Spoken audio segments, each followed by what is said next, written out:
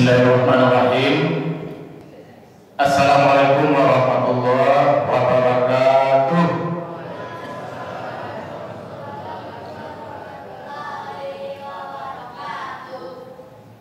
Alhamdulillahillazi hadana li hadza wa ma kunna linahtadiya laula an hadana Allah.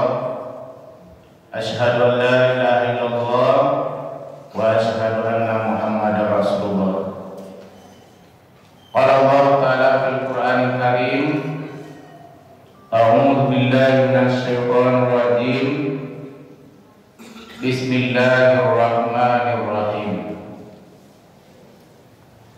Qad aflaha man zakkaha wa qad khaba man dassaha. Shadaqallahul azim.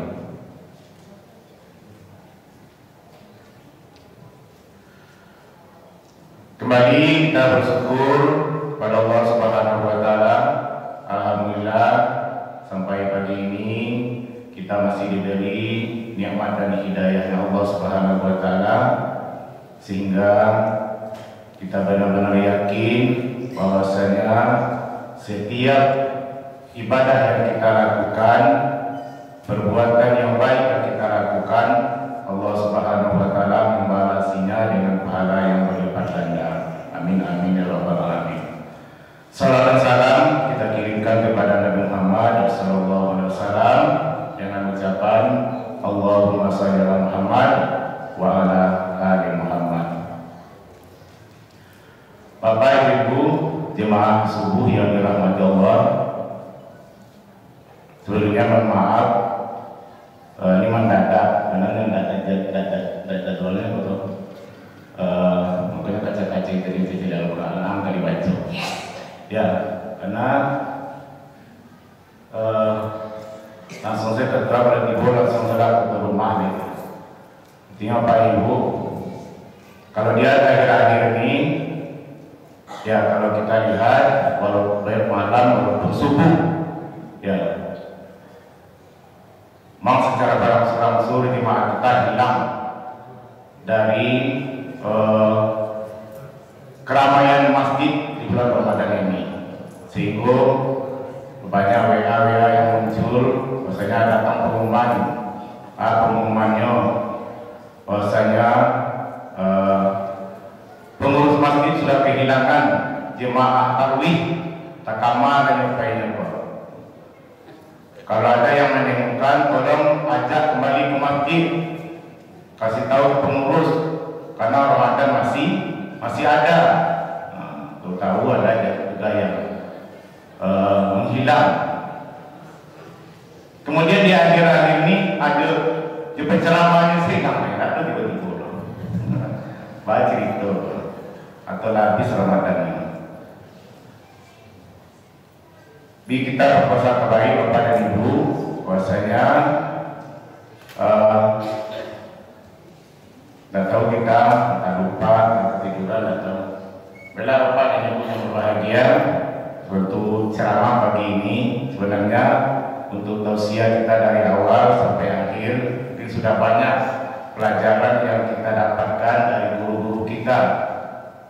Kalau kita yang selalu hadir di masjid dari awal semenjak 1 Ramadan sampai 30 di malam yang ke-30 atau hadir kita sampai saat ini, berarti kita telah 60 kali setidaknya kita menerima pencerahan.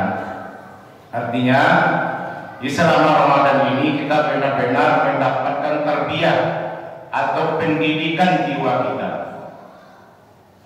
Kemudian atas puasa yang kita lakukan sesuai dengan keinginan kita, yang kata Rasulullah, orang yang berpuasa, orang yang qiyamul Ramadan benar-benar dengan keimanannya, kemudian dengan perhitungannya, sehingga mereka itu keluar dari bulan Ramadan benar-benar dalam keadaan suci, bersih hati, bersih jiwanya. Di dalam ayat dikatakan qad aflaha man zakkaha wa qad khaba man dassaha.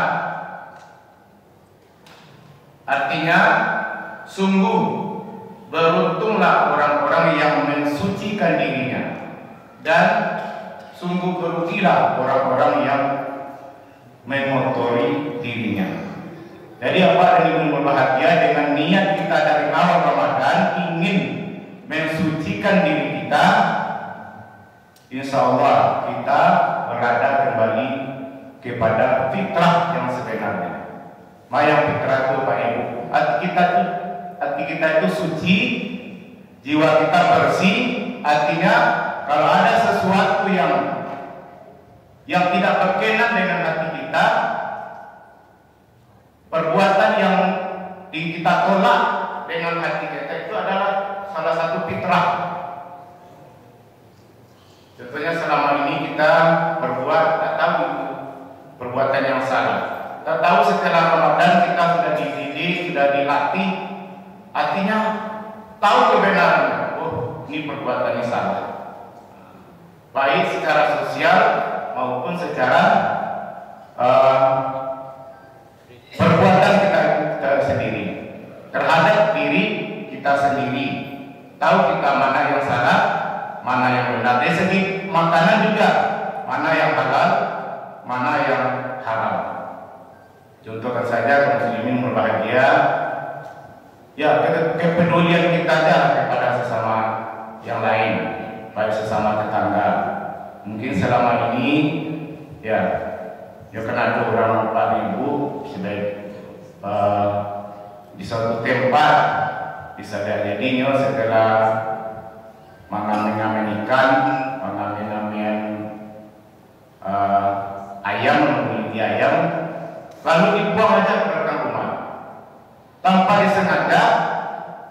Ada setiap kursi yang nama Mailelo, sehingga sampailah ke orang kasihan sebelah. Artinya mampu Tuhan sahabat itu mentang-mentang membeli lauk, mentang-mentang membeli ayam, ayam sedialah rumah orang. Artinya apa tuh? Dia tidak peduli selama ini bahwasanya perbuatan mereka itu tanpa diketahui ada orang yang tersiksa, merasa tidak nyaman dari perbuatannya itu. Itu fitrah. Terkadang namun disalahkan kalau sampah ke situ sampai di bosinan, tapi dia tidak waspada dengan perbuatannya itu. Kena dorong supaya ada kececer macam di gantungan di depan rumahnya, ada terjangkau di manci, ada terjangkau di kucing. Kadang-kadang bisa menimbulkan keributan. Saat dia disalahkan, dia merasa memang tidak merasa bersalah, tapi adusnya sampai kesalahan itu. Adusnya namanya itu kalau rumah, kalau kesampai rumah, sehingga menimbulkan bau yang tidak sedap. Atau juga di sisi lain bisa jadi Pak dan Ibu, ya mungkin ada tetangga kita yang mencampur kain di samping rumah, tahu-tahu membakar sarung di rumah itu, sehingga asap itu menyebar sampai ke kain jemuran tadi. Apa yang timbul bagi mereka tetangga kita itu?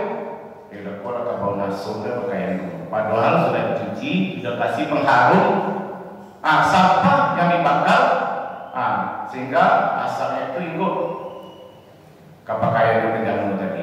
Kita tidak merasa bersalah, tetapi yang lain tidak nyaman. Itu adalah kalau seandainya ada teguran-teguran seperti itu, kita harus terima dengan fitrah kita. Rasanya mungkin orang terganggu orang, apalagi rumah orang pakai AC, bakar masuk ke dalam rumah orang itu patut ramai. Jadi kepedulian itu adalah salah satu fitrah di dalam diri kita. Ya Pak Ibu yang berbahagia, marilah kita semuanya kembalikan pada fitrah kita itu. Kita laksanakan dengan puasa Ramadan, kemudian kita penuhi dengan zakat jiwa yang diwajibkan kepada kita, itu zakat fitrah, untuk supaya puasa kita itu benar-benar sampai kepada Allah Subhanahu wa taala. Nah, ditutup dengan zakat fitrah. Artinya dengan fitrah itu kita benar-benar, dengan zakat fitrah itu kita benar-benar bisa mensucikan harta kita. Jadi kedua-duanya Pak dan Ibu, jiwa kita bersihkan dengan Ramadan, dengan pahala yang berlipat ganda. Kemudian di segi harta juga sebagian harta kita itu kita keluarkan untuk orang yang membutuhkan. Jadi setelah keluar Ramadan kita tidak akan was-was lagi. Jadi Pak dan Ibu yang berbahagia, insya Allah maghrib nanti iza qala lailu wa asbaha naharu wa ghabat syamsu faqad aftara saimu. Apabila malam telah tiba, siang ini telah berlalu, matahari telah terbenam, maka kita mengakhiri puasa tahun ini dengan berbuka. Dan nanti malam kita melaksanakan maghrib, kita takbiran lagi, tidak tarawih. Yang besoknya kita melaksanakan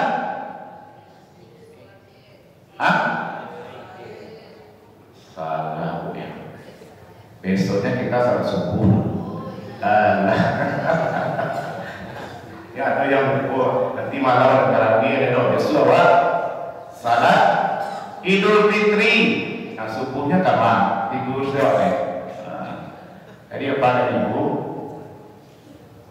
ibadah wajib itu jangan kita lupakan.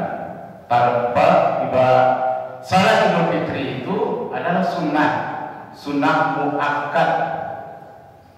Nah, sunnah muakkad artinya pahala yang kita dapatkan itu dari salat Idul Fitri yang kita lakukan itu pahalanya sama dengan pahala yang wajib.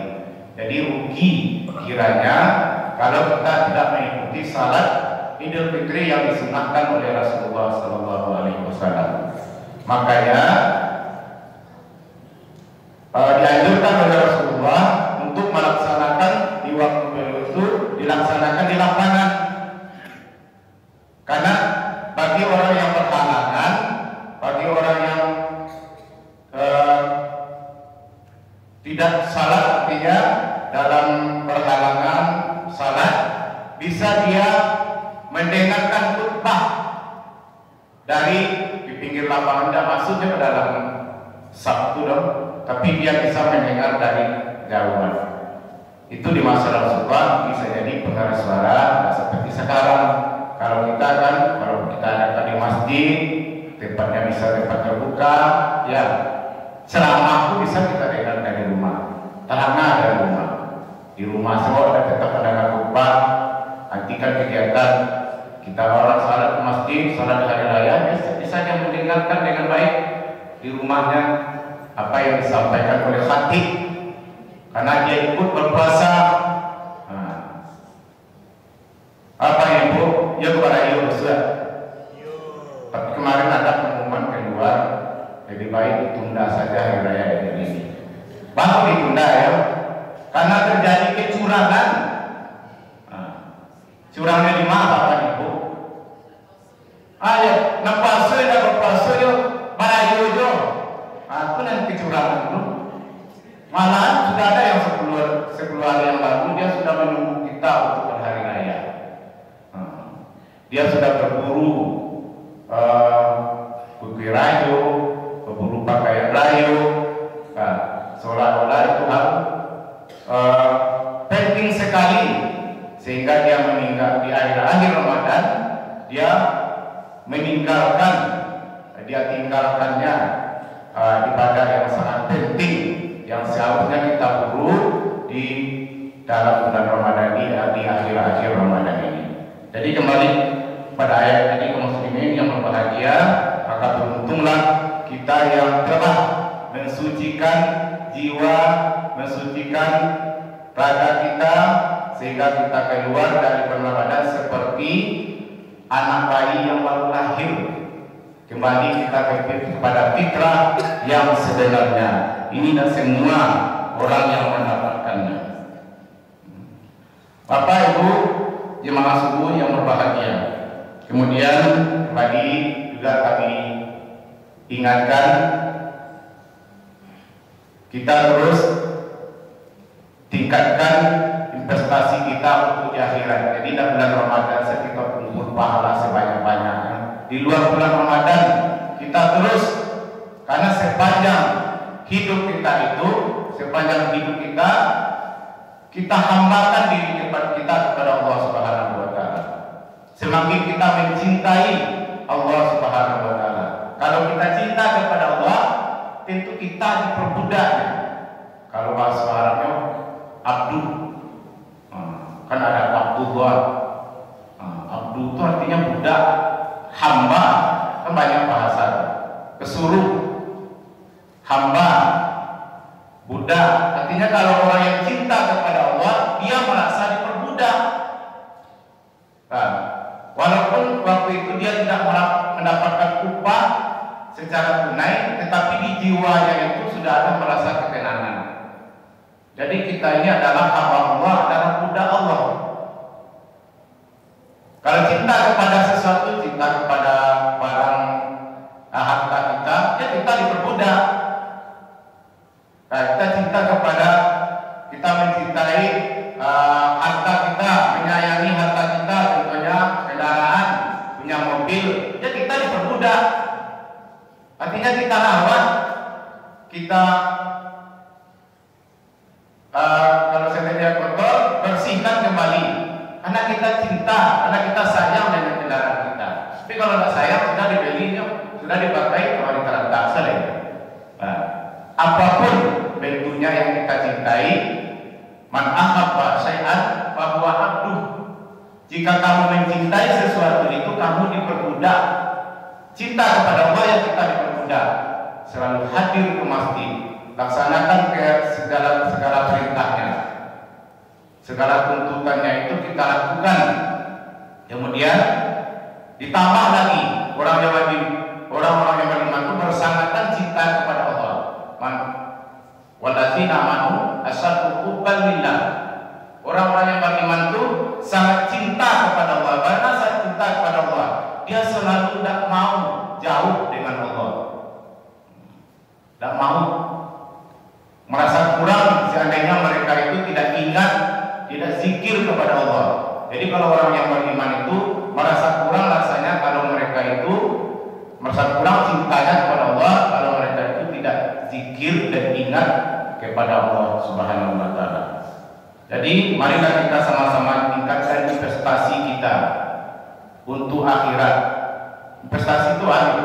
Investasi itu adalah menanamkan modal sebanyak-banyaknya, kemudian untuk mencapai keuntungan yang lebih besar nanti di akhirat. Jadi investasi kita di dunia ini tak lain adalah pahala. Titik akhirnya adalah takwa. Wa tazawwadu fa inna khairaz zadi taqwa. Sebaik-baik bekal itu adalah takwa. Sehingga ketakwaan inilah titik akhir yang kita capai dari Ramadan yang kita lakukan. Apa ciri-ciri orang yang mendapatkan takwa itu, Bapak dan Ibu? Yang pertama tadi adalah cinta kepada Allah, bukan hubbud dunia. Kalau hubbud dunia lain lagi yang disampaikan oleh guru kita sebelumnya.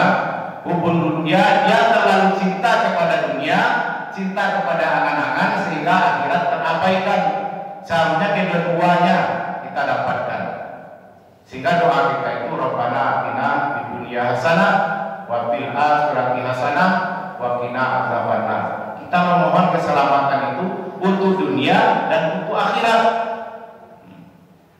Begitu pula ilmu. Ilmu yang kita cari di dunia ini juga dua. Ilmu untuk dunia dan ilmu untuk akhirat. Jangan berlebihan, berbisa seimbang lah. Kadang-kadang orang terlalu cinta akhirnya apa? Ilmu akhirat seperti sehingga dia lalai dengan dunia. Boleh ya, dunia ini perlu juga. Sehingga dahulu-dulunya ada selalu terpengaruh terus dengan ilmu akhirat, disebut dengan paham jumud, sehingga teknologi ini tidak penting. Teknologi ini mau dunia. Seolah-olah tidak penting. Artinya kebutuhan hidupnya untuk masa depannya, untuk generasi berikutnya terhalang. Jadi ilmu kedua-duanya kita tuntut. Man arada dunya fa alaihi bil ilmi wa man arada akhirah fa alaihi bil ilmi wa man arada huma fa alaihi bil ilmi. Jika kamu selamat ingin mendapatkan dunia ya dengan ilmu, ingin mendapatkan akhirat dengan ilmu. Mau dapat kedua-duanya cari ilmu. Jadi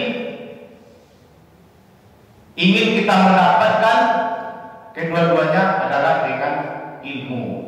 Jadi ilmu ini sangat penting dalam kehidupan dunia dan akhirat. Jadi kedua-duanya harus seimbang. Begitu pula kita mendidik anak-anak kita. Di samping dia mendapatkan ilmu dunia untuk masa depannya, untuk kesejahteraan masa depannya, dan juga kita didik untuk akhiratnya. Sehingga kedua-duanya kita peduli dengan anak-anak kita. Jadi dia sendiri juga peduli. Artinya mungkin ada sesuatu yang sanggup seharusnya bisa kita kerjakan, lalu kita cari ilmunya supaya kita bisa juga.